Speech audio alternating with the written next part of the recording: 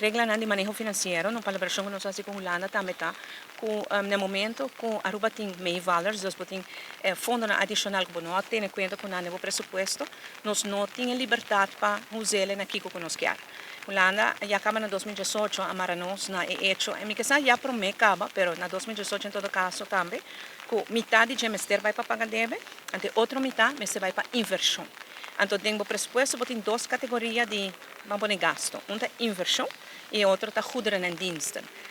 E outra é salários. Se você tem meevalers, você não pode usar para salários, você não pode buscar mais ainda de serviço.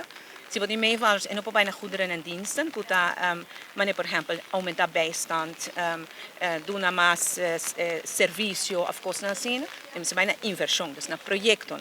Então, tem quadro, e nós sabemos que nós temos 25 milhões aqui ainda, que também vale, que nós vamos dedicar a projeto com uma comissão independente para constatar que é a prioridade. Duas escolas arriba a lista, isso é algo muito importante, a não é a escola não opa hoop op aia.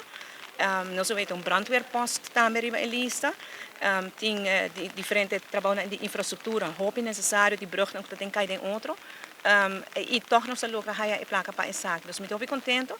É resultado de manejo financeiro que nós temos. É prometido em história do país Aruba que tem meevaler e que o beleid agora aplicar. É coisa para estar orgulhoso de. Mas nós temos liberdade para usar para isso understand. Isso pensão de viajes, isso é não, pero não pode usar para isso. Lamentavelmente essa é a regra. Pero tem a possibilidade nós usar assim na projeto mais urgente agora aqui.